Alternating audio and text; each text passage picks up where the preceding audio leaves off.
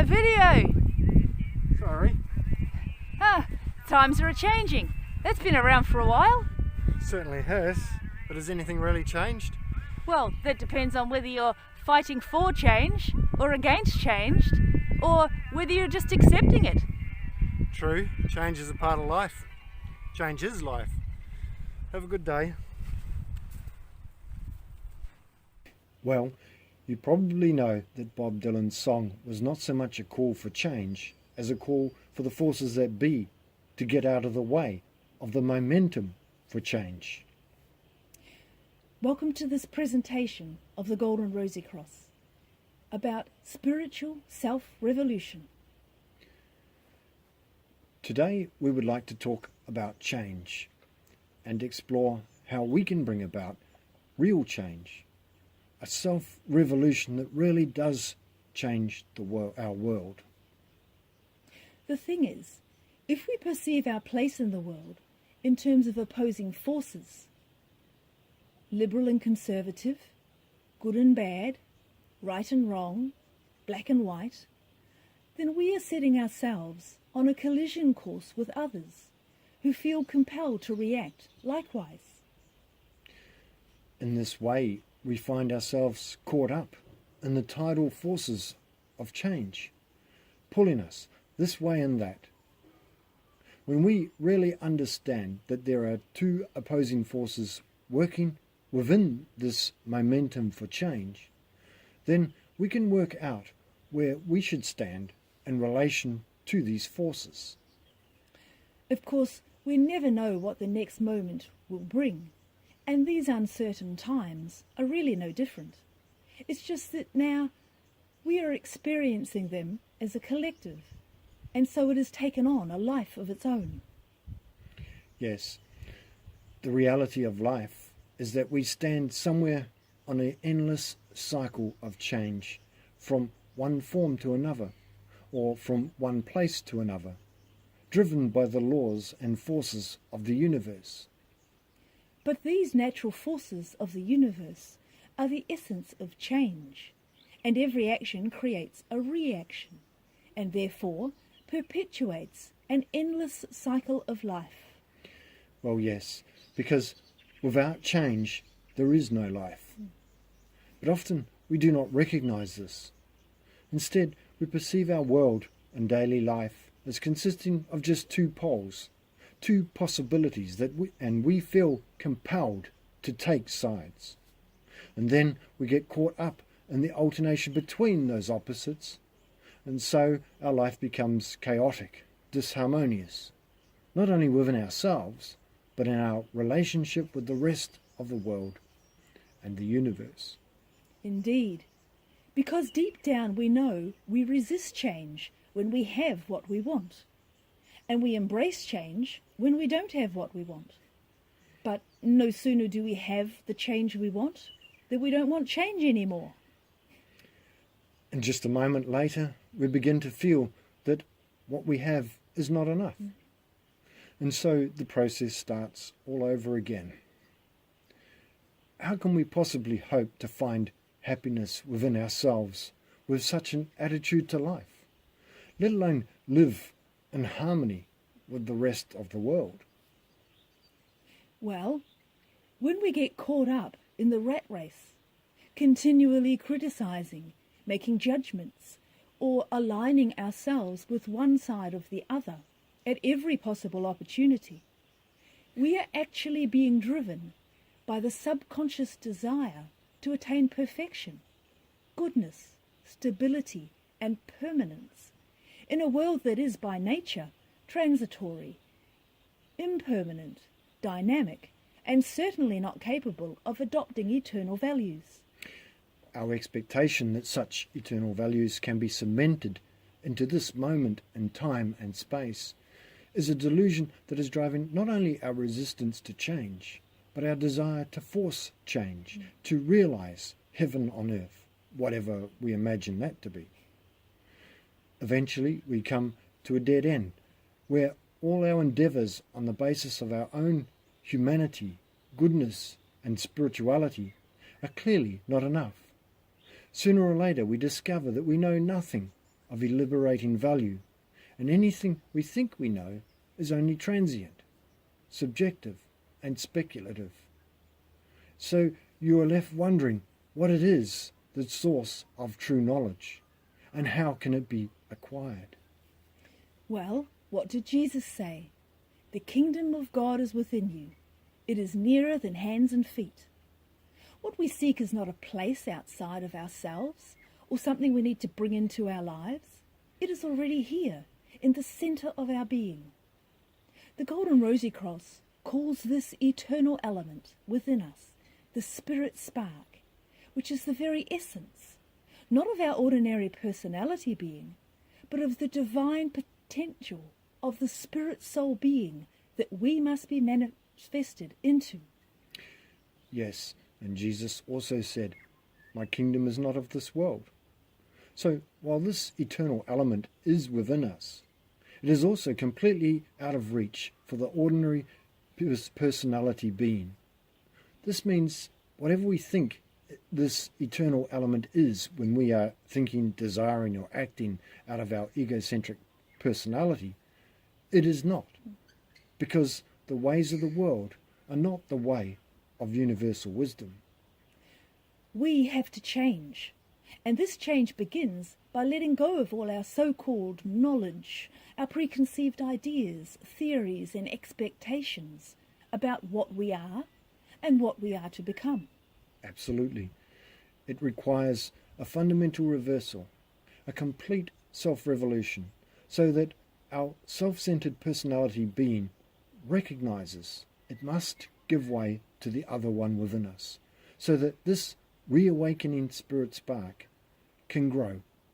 Such a self-revolution is not denying that there is a need for societal change. Absolutely not. But if we truly long for balance and harmony from within, then this revolution must take place within ourselves. Because change and stability, impermanence and permanence, temporality and eternity are absolutely not dichotomies, but fundamentally different realities. They are, on the one hand, the essence of our universe of time and space, and on the other hand, of an eternal element which, while permeating time and space, is not subject to time and space.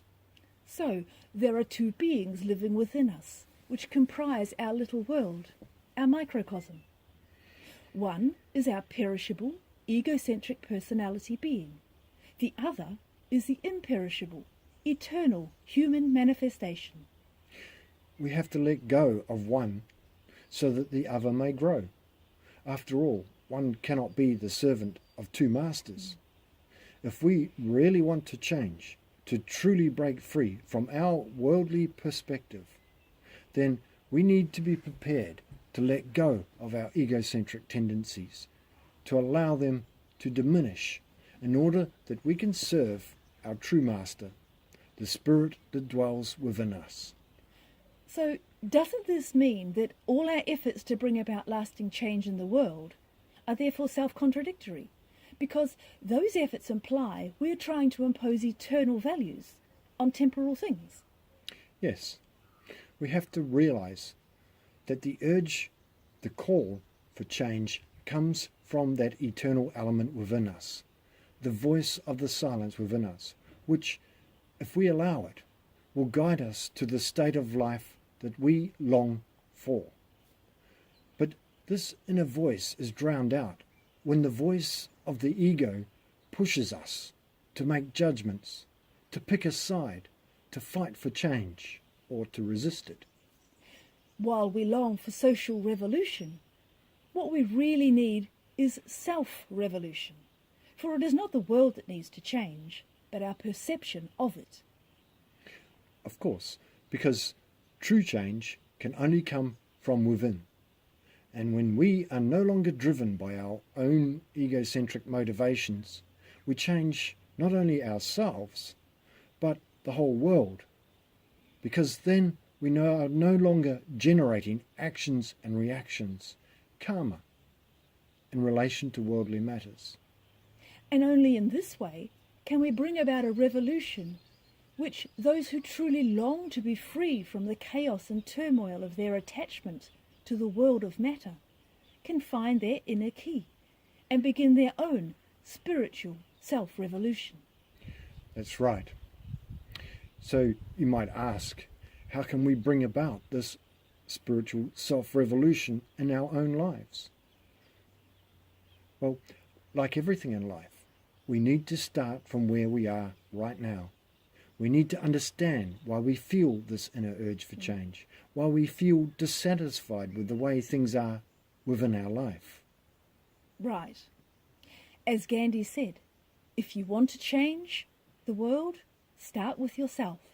Yes, which means we need to be prepared to observe ourselves, not to force a change in our behaviour, but just observe our thoughts, our reactions, our feelings and desires. We need to take the time to come to an objective understanding of what drives us, what causes us to react the way we do.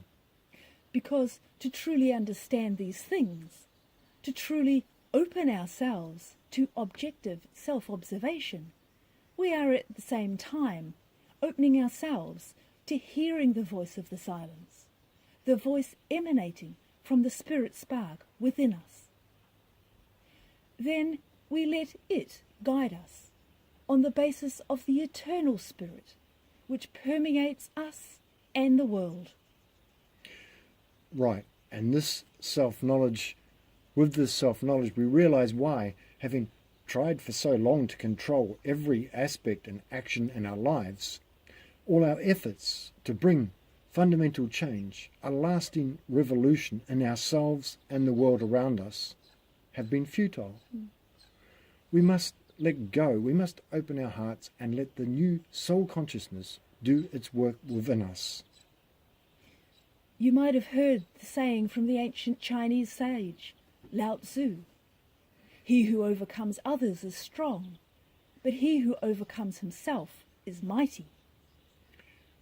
Our egocentric consciousness is so used to overcoming others, forcing changes in others and the world around us. But to overcome ourselves, we must let the force of our ordinary consciousness diminish. And by doing so, we make room for the reawakening soul consciousness to grow within us and allow this self-revolution to proceed to its mighty conclusion. After all, revolution without fundamental change is not revolution. While we cannot grasp or control this process of transformation with our intellect, we must have faith, indeed the inner conviction, that eventually we will undergo our spiritual self-revolution, a true inner change. Then we live out of a new state of consciousness, a new state of life, in which all our actions, all our efforts will become as a revolutionary new force for change in our world. And being at one with ourselves and all those who walk the Gnostic path, we are then truly living in the world, but not of the world, freed of all worry, anxiety and fear. This is the true spiritual self-revolution that you can bring about in your life. Thank you for watching. If you want to find out more about the process of spiritual self-revolution and how you can bring real change into your life, please join us online in our upcoming series of discussions. Thank you.